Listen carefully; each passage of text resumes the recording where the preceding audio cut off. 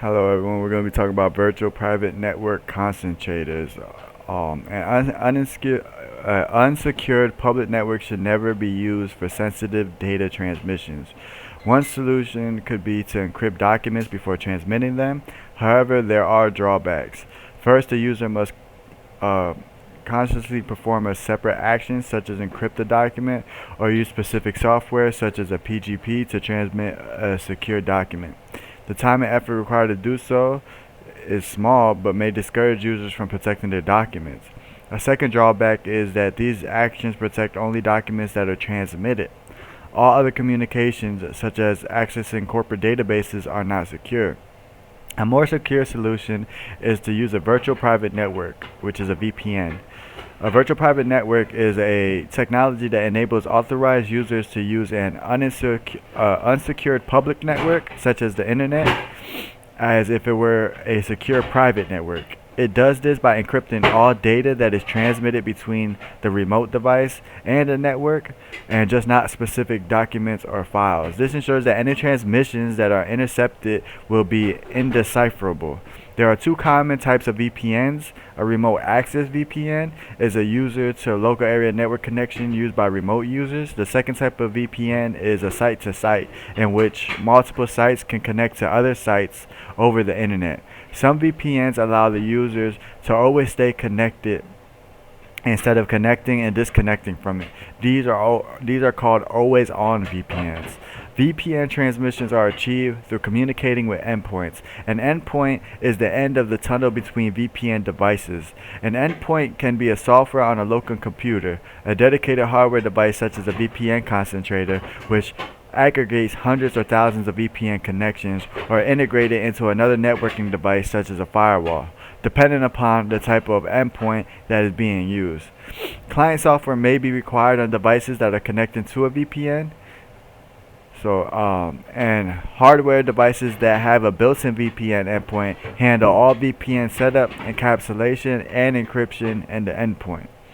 Client devices are not required to run any special software, and the entire VPN process is transparent to them. So note that software-based VPNs are often used on mobile devices and offer the most flexibility in how network traffic is managed. However, hardware-based VPNs typically used for site-to-site connections are more secure, have better performance, and can offer more flexibility. When using a VPN, there are two options depending upon which traffic is to be protected. When all traffic is sent to the VPN concentrator and protected, this is called a full tunnel.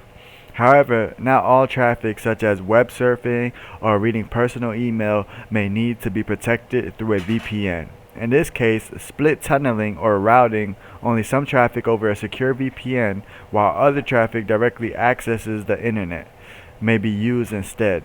This can help to preserve bandwidth and reduce the load on the VPN. Note that most common protocols used for VPNs are IPsec and SSL, or the weaker TLS protocol. So that's about that's all I got for the VPNs right now. We're gonna talk about mail gateways. So a mail gateway is basically, well, there are two different electronic email systems that are used today. We'll start with an example. An early email system uses the TCP/IP protocols to send and receive messages.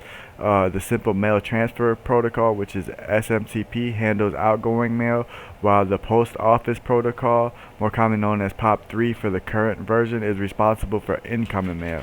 POP3 is a basic protocol that allows users to retrieve messages sent to an email server by using a local program running on their computer called an email client.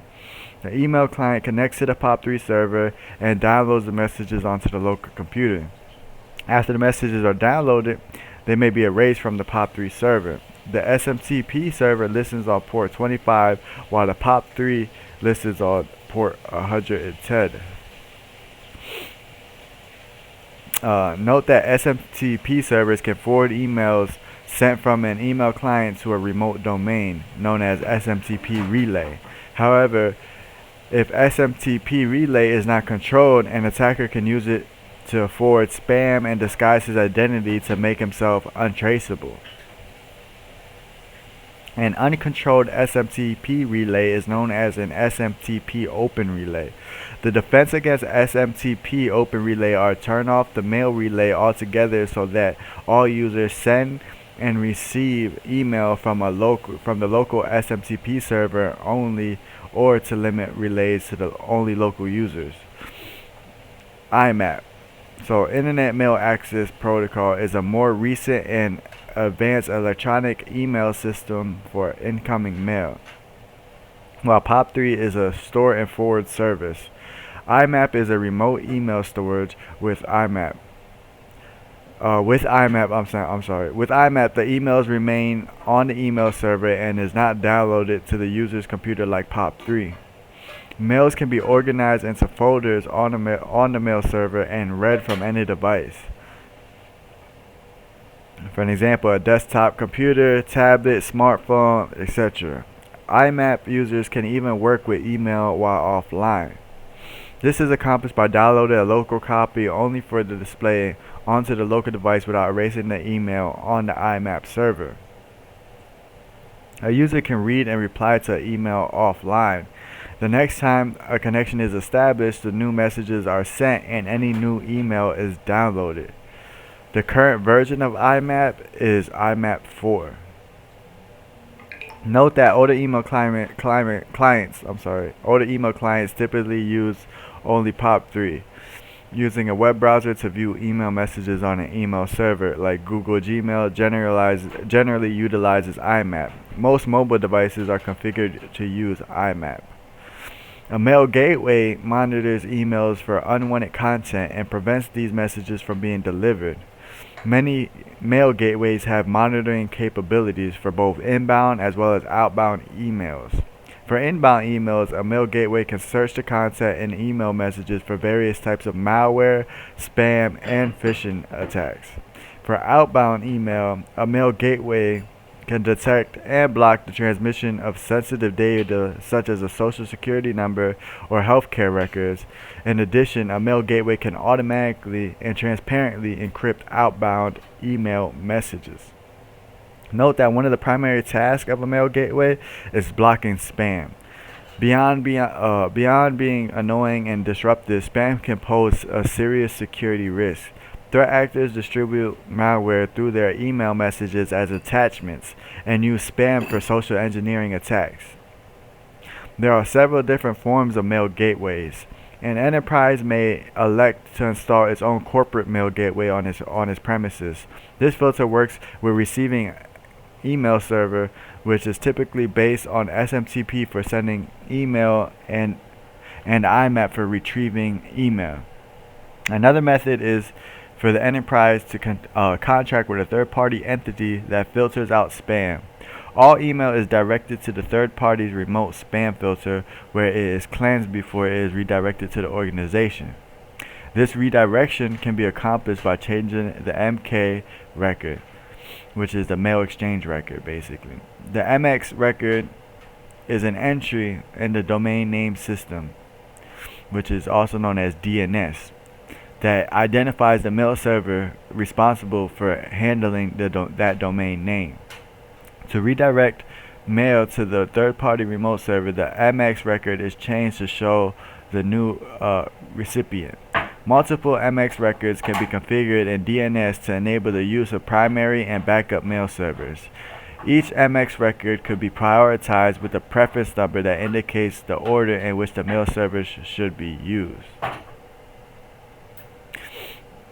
So note that prior to more comprehensive mail gateways, enterprises often install basic spam filters with SMTP server as the simplest and most effective approach. The spam filter and the SMTP server could run together on the same computer or on separate computers. The filter was configured to listen on port 25 for all incoming email messages and then pass the non-spam email to the SMTP server that is listening on another port, such as port 26. This configuration prevented the SMTP server from notifying the spammer that it was unable to deliver the message. So I'm going to cut the video there. I know that was a lot of information. It talked about DNS. It talked about mail exchange. We talked about mail gateways. We talked about a lot of different IMAP. We talked about POP3. We talked about SMTP. I mean, a lot of that has a lot more information added to it. We talk about different port numbers, port 110, port 25, port numbers. Port numbers alone is a long topic. So please, I know this is a lot of information, but if you feel overwhelmed, please just contact me for help. If you need better explanations, if you want to dive deeper into this information, and you just want to work on this and know more, just contact me. Just like, subscribe, donate, share, and let's work together on figuring out these problems. I hope you're enjoying this content. To people who are very interested in network engineering and cybersecurity, I thank you for watching. I thank you for subscribing. I thank you for donating. I thank you for everything that you're doing for me. So until next time, bye.